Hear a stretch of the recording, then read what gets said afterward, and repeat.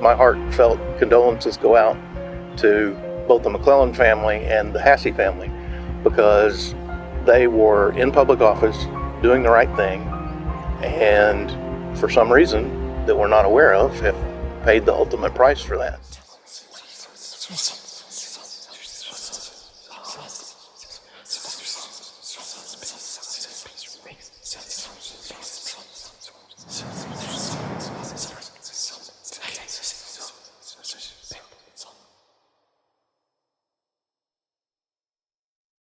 Kaufman, Texas is a small historic town nestled about 30 miles southeast of Dallas. Known for its charming, close-knit community feel, Kaufman combines the rural beauty of East Texas with a touch of old-world charm. The downtown area boasts beautifully restored 19th-century brick buildings, housing family-owned shops, cozy cafes, and local restaurants that reflect the town's pride in its heritage and hospitality.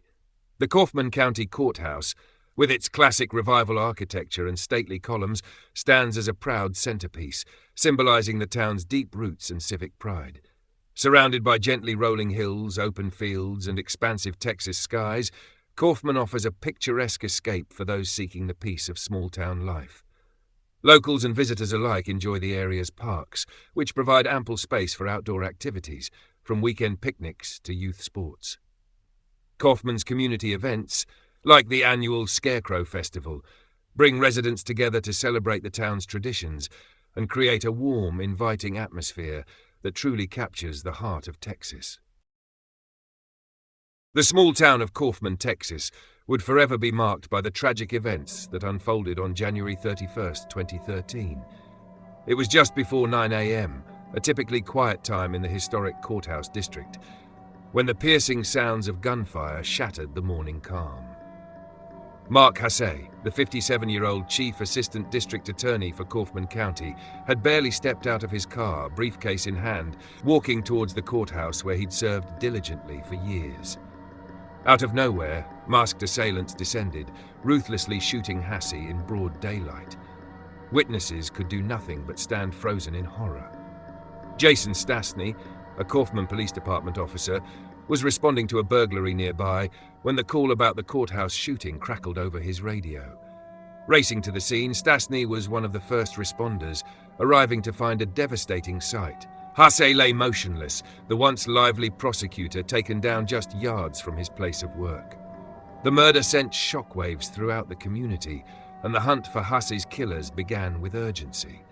Investigators soon turned their focus on the Aryan Brotherhood, a notorious white supremacist gang with a violent reputation. The group had threatened retribution after Kaufman County prosecutors, including Hasse's team, helped indict 34 of its members on serious racketeering charges. We're going to find you, we're going to pull you out of whatever hole you're in, and we're going to bring you back and let the people of Kaufman County prosecute you to the fullest extent of the law. What about this that hurts the most? The fact that I can't reach out and grab somebody and do something about it right now. Because I want them really bad. Although it was just one of several theories, the Aryan Brotherhood connection held weight and became the focal point of the investigation. But the trail took an unexpected twist, nearly 2 months later and some 800 miles away in Monument, Colorado.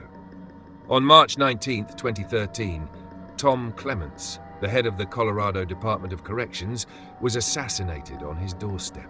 The audacity and brutality of the crime caught national attention, and when evidence pointed to Ebel, a known white supremacist and former inmate with a history of violent behavior, the link to Hasse's murder seemed likely. Investigators had reason to believe there could be a coordinated retaliation by the Aryan Brotherhood, stretching from Texas to Colorado.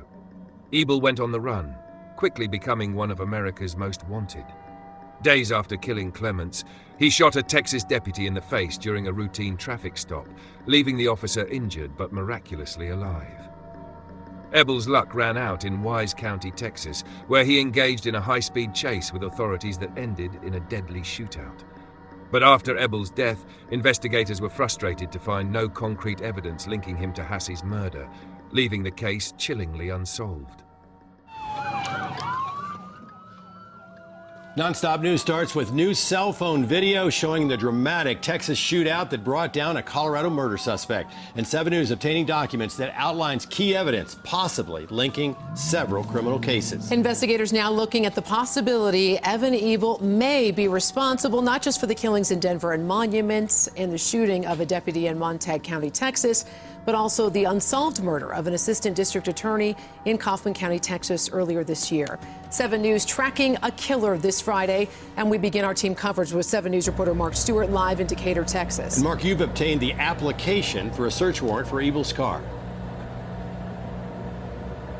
And we have spent the afternoon going through this warrant. It reveals significant information about both crimes, potential clues long before the car was ever processed here at the sheriff's office here in Wise County, Texas. Cell phone video captures the end of a violent shootout and chase through Texas. Investigators confirm 28-year-old Evan Ebel, a parolee from Colorado, was behind the wheel. He's driving a black Cadillac with, guess what, 2 different plates from Colorado on his vehicle. We don't have to be a rocket scientist, ladies and gentlemen, to know that that's a clue. Now, court records obtained by 7 News further show why investigators think Ebel is connected to 2 high-profile cases in Colorado.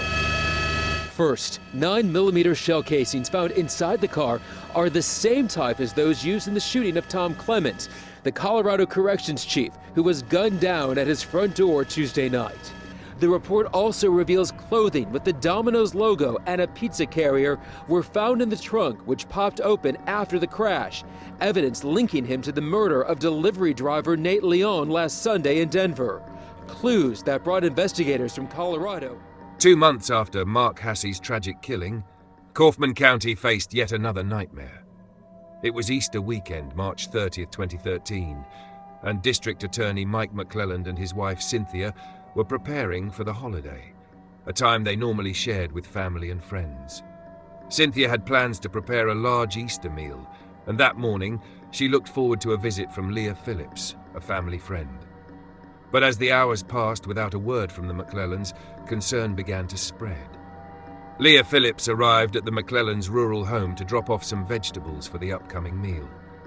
Accompanied by her son, a Dallas police officer, she found the house ominously quiet. When they entered, they discovered the unthinkable.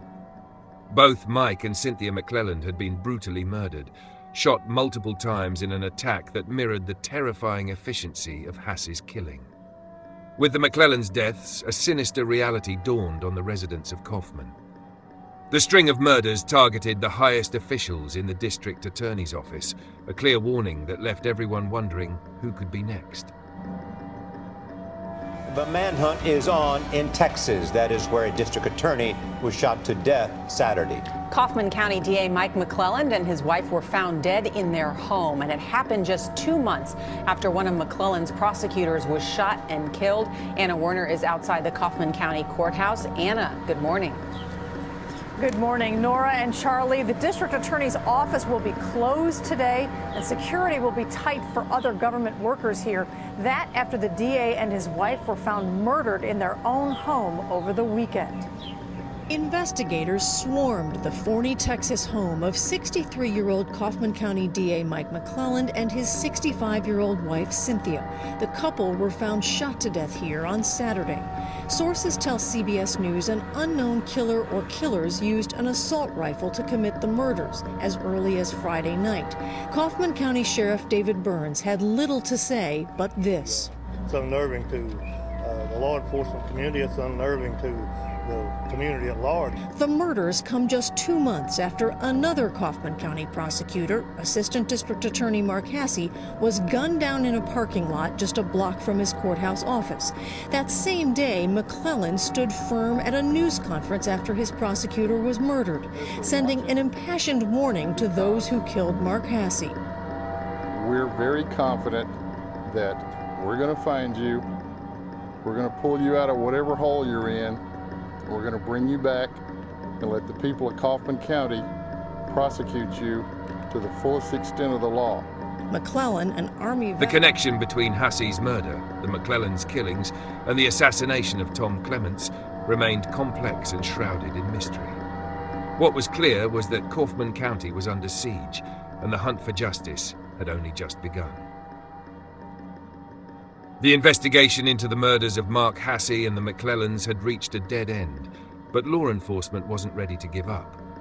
Under mounting pressure, they expanded their investigation, reviewing anyone with a potential motive against the Kaufman County DA's office. That's when the name Eric Williams emerged.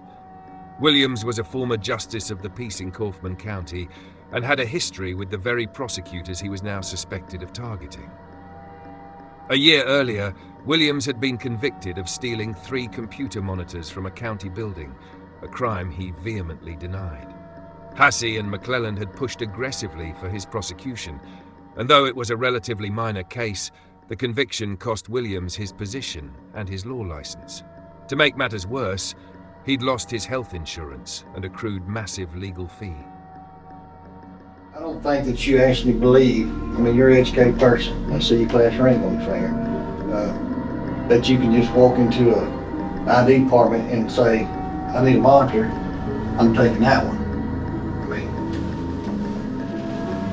there's places that do that. Places being here in Kaufman County, or, I mean, there's businesses that do that. It depends on how they run all their... Many people speculated that Williams, once a respected member of the community, felt humiliated and betrayed, particularly by McLelland, who had made a public statement about making an example of him. At first glance, Williams seemed an unlikely suspect. The local, middle-aged former judge wasn't exactly the typical figure associated with violent killings. But as investigators dug deeper, they uncovered a darker side of Williams. He was known for his meticulous planning and had a disturbing fascination with firearms. A breakthrough in the investigation came when detectives obtained a search warrant for Williams's home. Inside, they uncovered a chilling stockpile of weapons, ammunition, and body armor. These weren't typical hunting or self-defense guns. This was an arsenal suited for military operations, more than enough to carry out the cold-blooded murders of Hasse and the McLellands. Investigators also found maps and documents that suggested surveillance of his targets. What's more, they found receipts linking Williams to a storage unit. The search of the storage unit turned out to be even more incriminating. Inside, investigators discovered a white Ford Crown Victoria and a black mask, items that matched witness descriptions of the getaway vehicle and gear worn by Hasse's killers. It was undeniable that Williams had gone to great lengths to plan and conceal his actions. As more evidence stacked up, they uncovered a shocking twist. Williams wasn't acting alone. His wife, Kim Williams, confessed to helping orchestrate the killings. Kim, who initially seemed like a meek, unassuming woman, had allegedly been an accomplice, motivated by her loyalty to her husband and a shared resentment toward those they felt had wronged them. She detailed how she and Eric had plotted the killings and even admitted to driving him to the McLellands' home on the night of their murder. Her confession was the final piece investigators needed to tie Williams directly to the 3 murders. With the evidence in hand, authorities charged Eric Williams with capital murder. In 2014, he was convicted and sentenced to death. His wife, Kim, received a 40-year prison sentence for her role in the crimes. Calvin Collins is in our Dallas newsroom right now with their reaction to the sentence. Calvin. Well, it's understandably so, Steve. These family members have endured a grisly 2.5-week trial, learning details of how Mike and Cynthia McLelland were executed in their home, and Mark Hasse was ambushed on his way to work. And for that legal team prosecuting this case, it was personal. I try not to hate, but I cannot forgive and I cannot forget. One after the other, the children of Mike and Cynthia McLelland let Eric Williams have it. Pretty much the only thing I have to say is you, Eric Williams. Mark Hasse's family has been waiting for this day too. A family representative delivered his mother's message. My son never saw his death coming, but you will, and I hope you suffer in fear every day until you get the execution you so richly deserve.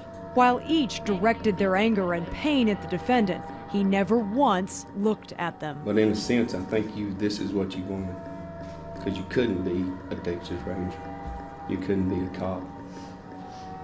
So you decided you'd be a Charles Vance. Williams never took the stand in his own defense. The jury only heard from his estranged wife, about his deep-seated hatred and desire for vengeance against former Kaufman County District Attorney Mike McLelland and his top assistant Mark Hasse for convicting him of stealing computer monitors. January 31st and March 30th, 2013 were the unprecedented assassinations of 2 prosecutors. I think it sends the message you will not be able to assault the criminal justice system and get away with it. Few wanted to put Williams away more than prosecutors Toby Shook and Bill Worski. It was just a very trying, personal, difficult case. We knew the victims. 23 months later, the families have some closure. All promised to be at Williams' execution. Dallas County Judge Mike Snipes ends his tenure on the bench with this trial. At the end of the day, you murdered a little old lady. You would have murdered 2 other innocent people if you had the opportunity. That puts you right there with Charles Manson, Jeffrey Dahmer, and Richard Speck. The people of Kaufman County hope to never hear of Eric Williams again. All are ready to move on. We're pleased to move beyond that and go back to the normal routine life of what we enjoyed in Kaufman County prior to this horrible event and events happening. Eric Williams will get an automatic appeal, which is protocol in any death penalty case. The chief special prosecutor did not say if he will pursue any of the other. The revelation of Williams's involvement shocked Kaufman County to its core. This was a man who had once been a respected public servant, as a symbol of justice, who ultimately turned against his former colleagues in a horrifying vendetta. The killings had rattled the quiet town, leaving residents fearful and grieving. The courtroom convictions brought some measure of closure, but the scars of Williams's betrayal and brutality would linger, a haunting reminder of how rage and resentment had turned one of their own into a killer.